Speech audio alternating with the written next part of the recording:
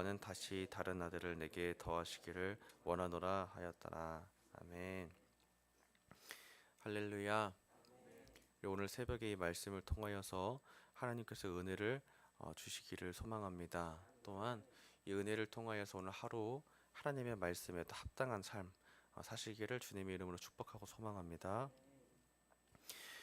오늘 말씀의 제목은 은혜에 집중합시다 라는 제목입니다. 은혜에 집중하는 하루 되시기를 소망합니다. 우리가 가정을 이루면 가정 가운데는 자식이 있습니다. 자식을 낳고 가정을 이루면 이제 그때부터 우리의 기쁨이 자식에게로부터 이제 시작됩니다. 이 자식을 낳아서 얻는 기쁨은 부모님뿐만이 아니라 온 가족, 심지어 조부모님까지도 이 기쁨이 이루게 됩니다. 그래서 아이를 낳았다 그러면은 우리 엄마 아빠뿐만이 아니라 양가 부모님들까지도 이 아이를 인해서 기쁨이 된다는 겁니다. 아마 다 이제 뭐 아이가 있으신 분도 계실 거고 그럴 텐데 저 같은 경우는 아직 결혼을 하지 않아서 이 아이를 가졌다는 것에 대한 기쁨이 뭔지는 잘 모릅니다. 그런데 이 아이에 대한 기쁨을 그래도 비슷하게나마 제 아이는 아니지만 느낀 적은 있었는데요. 저희 그 큰형이 아이를 가졌을 때, 아이를 그쵸 가졌을 때 그 기쁨을 조금 기억하고 있습니다. 딸인데요. 이 아이는 하은이라고 합니다. 하나님의 은혜. 그래서 이 아이를 이제 저희 그 형과 저희 형수님이 이 아이를 이제 얻었을 때 어쨌든 아이를 출산할 때의 그 고통과 그 어려운 일들을 다 지나고 아이를 결국 얻게 되잖아요. 근데 그러고 나서의 그 기쁨이 저희 형과 그 누나, 형수님의 가정뿐만이 아니라 저희 조부모님, 저희 부모님과 저에게도 기쁨이 되더라고요. 그래 잘 태어났구나. 뭐 이런 좀 기쁨도 있었습니다. 결국에는 아이가 생긴다는 것은 온 가족이 축하할 만한 일입니다. 특히나 요즘 같은 경우에는 아이를 얻었다 그러면 더 축하할 만한 일이죠. 우리가 아이를 얻었을 때의 이 기쁨은 꼭 우리가 아이를 얻어야만 하는 그런 했을 때 느끼는 기쁨만은 아니라고 생각합니다.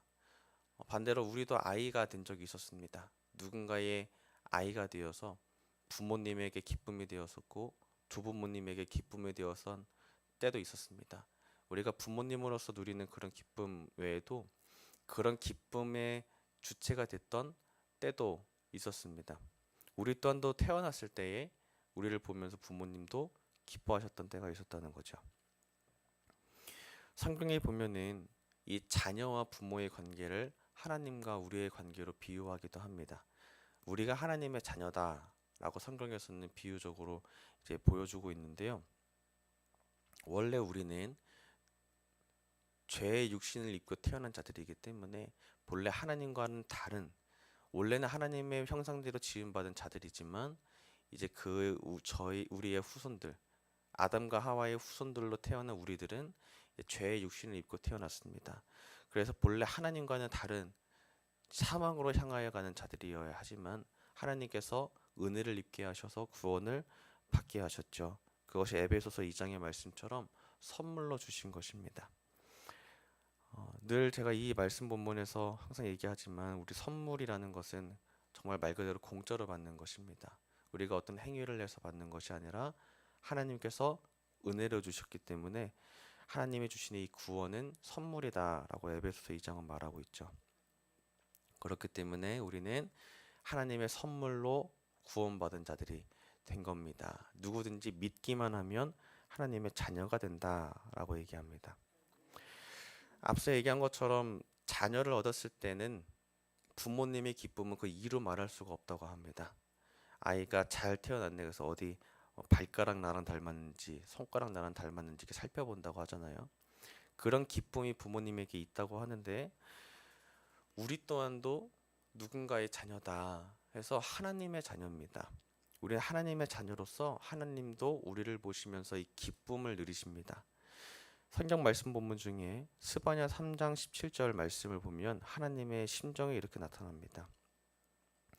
너의 하나님 여호와가 너희 가운데에 계시니 그는 구원을 베푸실 전능자이시라. 그가 너로 말미암아 기쁨을 이기지 못하시며 너를 잠잠히 사랑하시며 너로 말미암아 즐거이 부르며 기뻐하시리라 하리라. 아멘. 참 이 말씀은 이 가슴이 참 뜨거워지는 말씀입니다.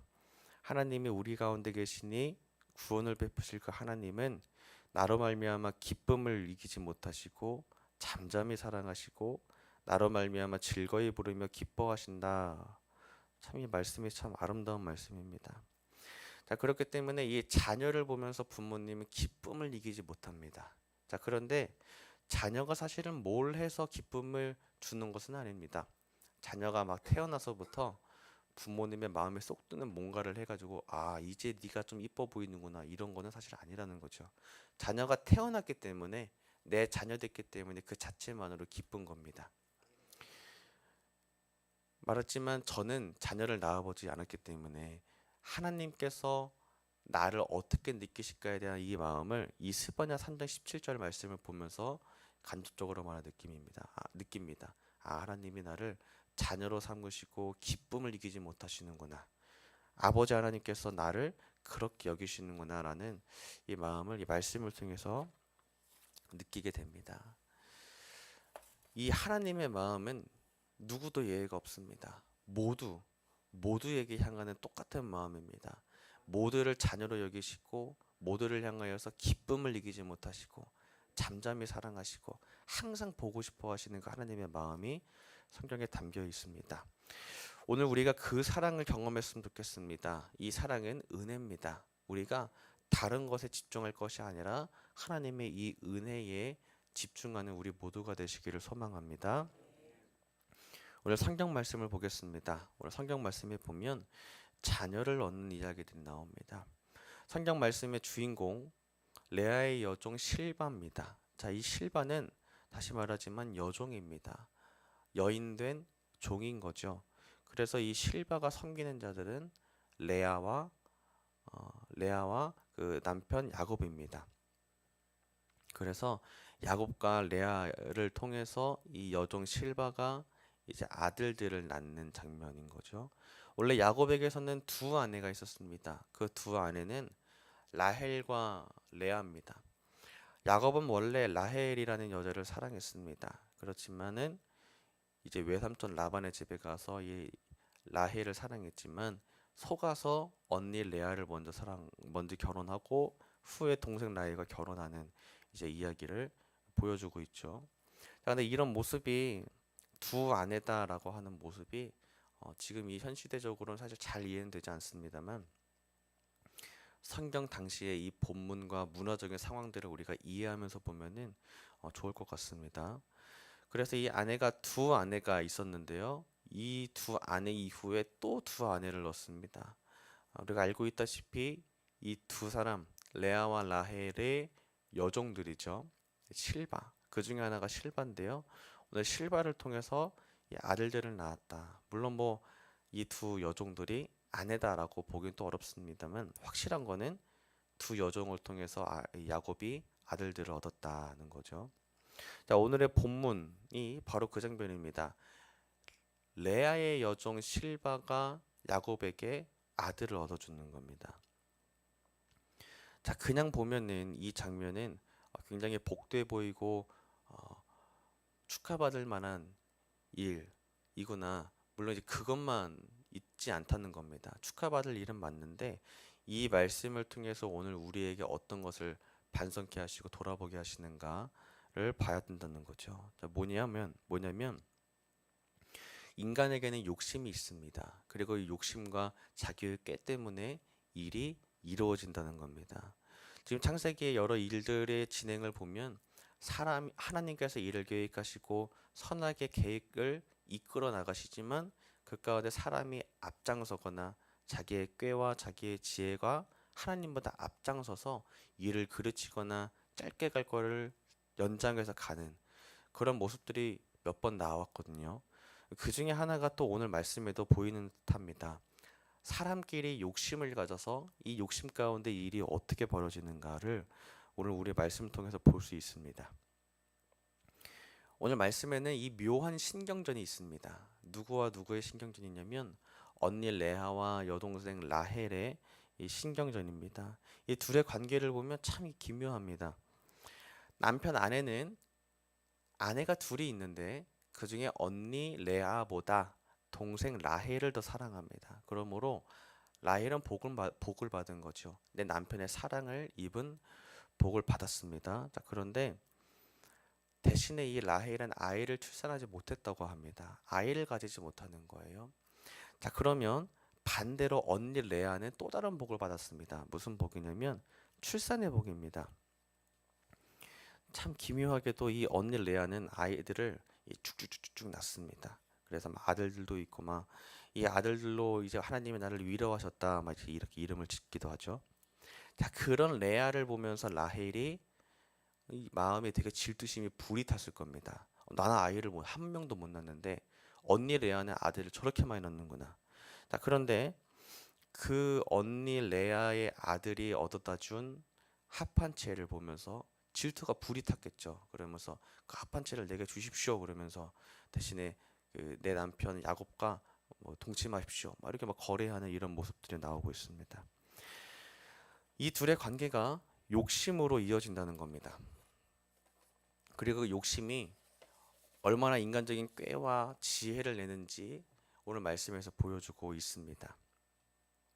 사람에게는 이런 욕심이 있습니다. 뭔가를 가지고 싶어하는 욕심이 있습니다만 이 욕심이란 게 꼭 나쁘다라고 할 수는 없겠습니다. 왜냐하면 사람은 정상이라면 뭔가 가지고 싶어하고 욕심이 있는 것이 사실 정상입니다.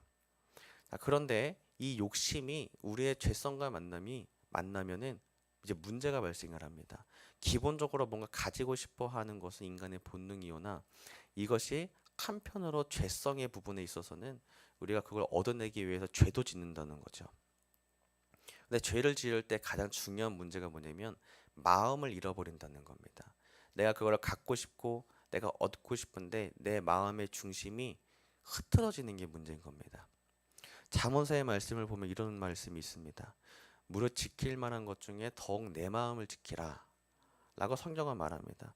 참 이 말씀이 좀 시대를 관통합니다. 그죠? 지킬 만한 것 중에 네 마음을 지키래요. 내가 욕심을 가지고 뭔가 가지고 싶다라고 하고 이 질투심에 휩싸이면 가장 빠지기 쉬운 것 중에 하나가 내 마음이 흔들린다는 거예요. 내 중심이 어느 순간 거기로부터 빼앗긴다는 겁니다. 욕심이 생기면 내가 욕심이 어느 순간 잠식되는 걸 느낍니다. 그걸 가지고 싶어서 욕심이 욕심을 낳는다는 걸 우리는 경험해 봤을 겁니다. 다시 말하지만 욕심이라는 거는 함정이 있습니다. 내가 마치 그거를 얻으면은 상황이 해결될 것 같은 그런 기분에 빠지지만 실제로는 그게 얻어지면 또 다른 욕심을 얻는다는 거죠. 오늘 말씀에서 그렇습니다. 내가 상황 해결에 눈을 두니까 그 다음에 또 다른 상황 해결에 대한 욕심이 자꾸 생기는 겁니다. 그러나 우리가 요즘 둘이 말씀을 통해 듣고 나누고 있는 것은 상황 해결에 둘 것이 아니라 하나님께 관심을 두어야 된다는 것을 기억해야 합니다. 우리의 관점은 내 앞에 있는 상황 해결을 두고서 욕심을 가질 것이 아니라 내 마음을 지켜서 상황 해결뿐만이 아니라 모든 것에 중점이 되는 하나님을 향해 보아야 한다는 것입니다. 욕심은 욕심을 낳습니다. 그거 가질만 하지라고 하지만 결국에는 또 다른 걸 가지고 싶을 뿐입니다. 어느 순간 내가 욕심에 잠식되어 있는 걸 발견하게 될 겁니다. 그럴 때는 다시 처음으로 돌아오는 겁니다. 내가 더 가지려고 했구나. 내가 욕심을 품었구나. 내가 하나님의 은혜에 집중하지 못했구나. 라고 스스로 반성할 수 있어야 한다는 거죠.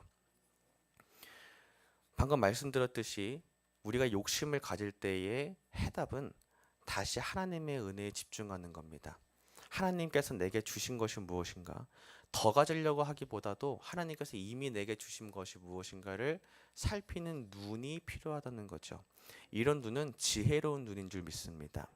이 영적인 지혜로운 눈은 내가 가진 것을 보게 합니다. 하나님이 이미 내게 주신 것을 개선하게 하고 살피게 하십니다. 나 왜 이거밖에 없습니까? 더 주십시오가 아니라 봐봐라. 너가 받은 게 거기 있잖아. 하나님께서 보여주신다는 거죠.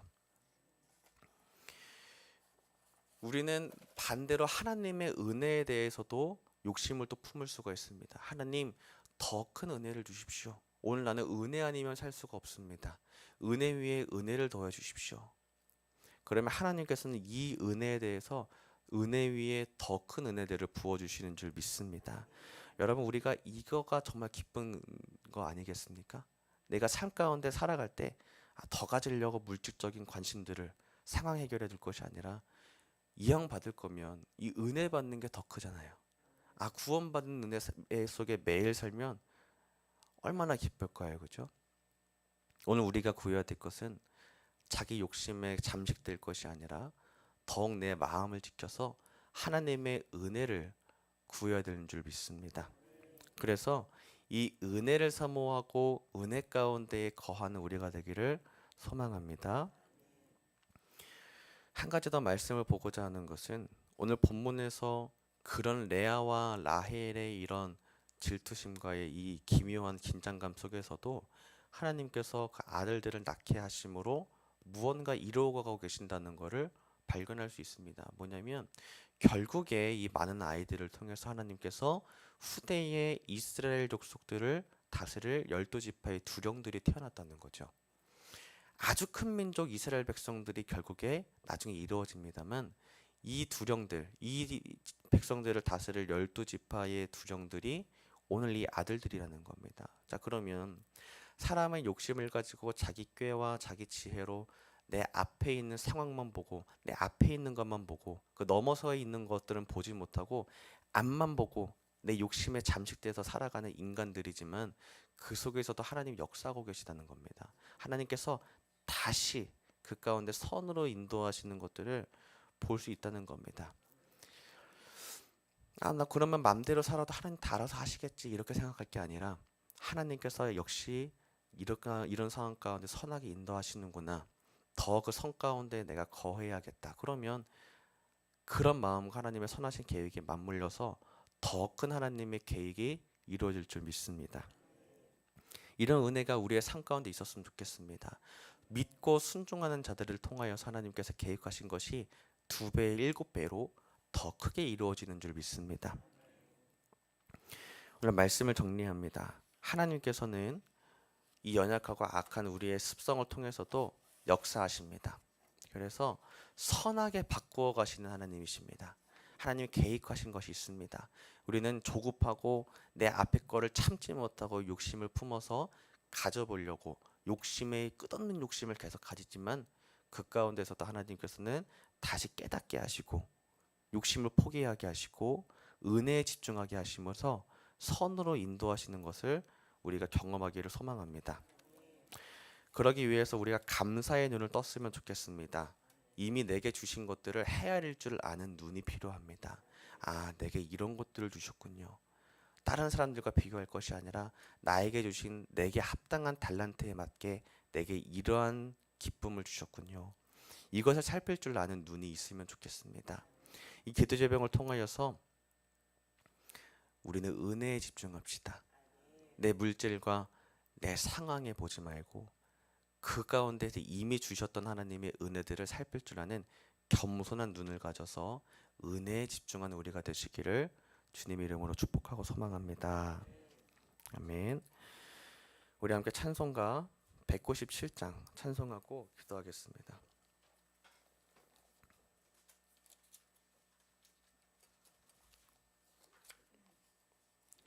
은혜가 풍성한 하나님